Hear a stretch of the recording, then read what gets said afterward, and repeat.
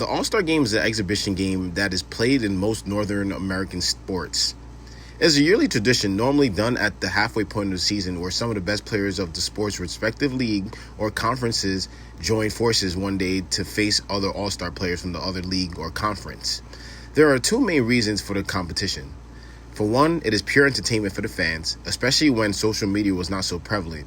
Us sports consumers weren't able to see some of the game's elite players on a night in and night out basis. As a result, sports fans used to look forward to All-Star matchups. It is also a way to reward some of the best players in the game for their performance through the halfway point of the season. The honor itself augments a player's resume. On Tuesday, July 15th, 2025 is the date of the MLB's 95th annual All-Star Game. Here are the rosters.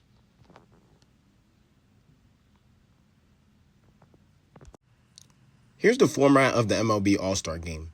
Each team, being the National League, American League, gets 32 players, 20 position players, and 12 pitchers. The 8 starting position players from each team are selected via fan voting, while the reserves and pitchers are selected by a combination of both player votes and also the commissioner's office. Every year, there are players who are selected who are not as deserving, while there are players who are actually deserving of an All-Star nod and are left off the roster. There are a variety of reasons why that is.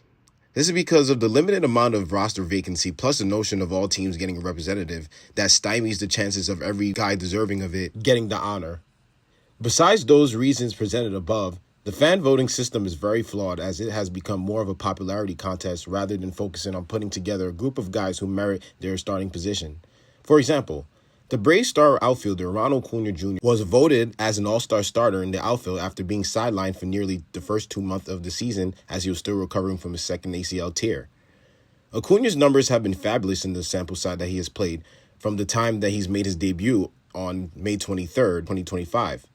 However, it is unfair to a guy like James Wood, the Washington Nationals stud outfielder, that he has to be second fiddle to Acuna after busting his tail from March on to lock in a starting spot in the NL lineup. Along with the fact that as of right now, Acuna is the sexier name than Wood, the game is being played at Truist Park, Acuna's home field. The MLB is hell-bent on that all 30 teams must have a representative. While I like this condition because of the balance that it instills, the drawback is that teams like the Colorado Rockies and Chicago White Sox, 2 teams that have been having historically bad seasons, in reality don't have a legitimate all-star player. Nonetheless, the White Sox managed to get their rookie Shane Smith, whose ERA is sitting at 4.26 to the game. Which is funny because the White Sox currently have a pitcher who goes by the name Adrian Hauser, who is boasting an ERA of 1.56. The only thing that could be held against him is the limited number of starts that he has made so far. What I also noticed is that the most popular teams send the most amount of all-star representatives year after year, even when the team itself is having a down year. We can all agree that the New York Yankees are the most historic franchise in Northern American sports. Since the 2014 season, the Yankees have not had under 3 representatives, including 2 occasions where they sent 5 or more All-Star players to the game in that span. I remember watching the 2022 All-Star Game. Jose Trevino, the then Yankees catcher, was one of 6 All-Stars selected for them. He was being mic'd up and uttered the words, "Wow, I can't believe I'm an All-Star," before his at-bat, demonstrating how flummoxed he was of the nomination. While he did bang an opposite field single in that at-bat and was having his most productive offensive season, I'm not sure if that was enough to get him into the Midsummer Classic. Being on a prominent team like the Yankees certainly helps. Although I did enjoy getting to watch his mic'd up interactions and watching him work so cohesively with Nestor Cortez.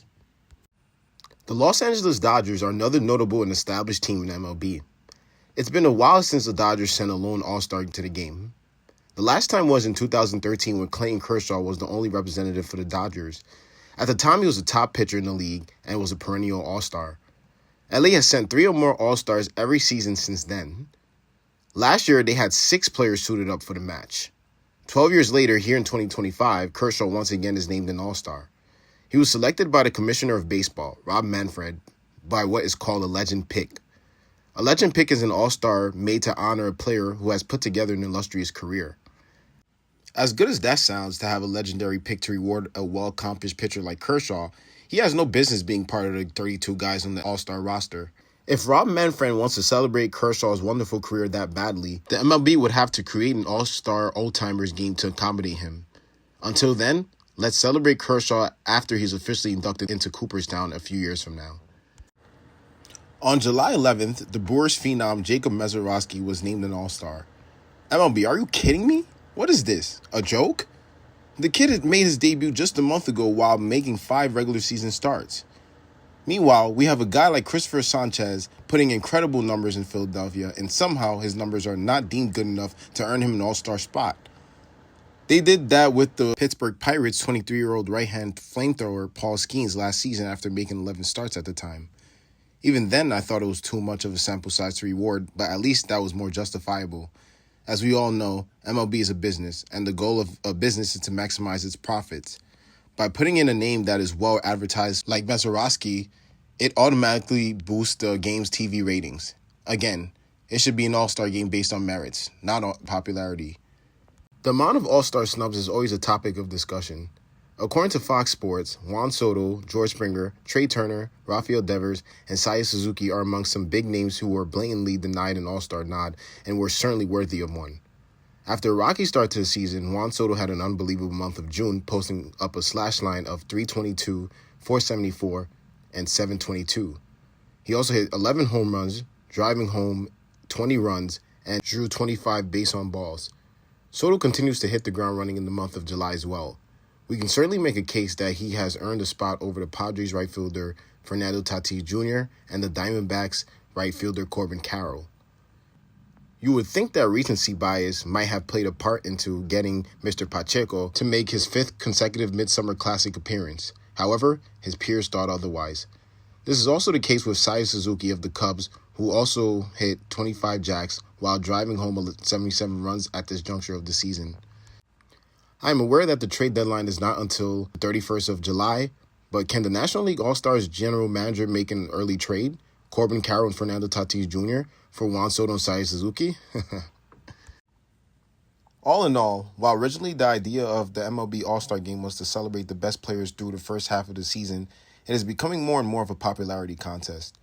Whether it be between fan voting, player voting, or the commissioner himself handpicking players for the roster, there is a lot of subjectivity. Some players throughout the league, such as Brandon Nimmo, Trey Turner, Nick Castellanos, and JT Realmuto, have voiced their opinions chastising the league for what the All-Star Game has become. Rightfully so. The MLB prioritizes making the most profit from the game, therefore ruining the purity of the game, of which used to be the best American League players versus the best of the National League.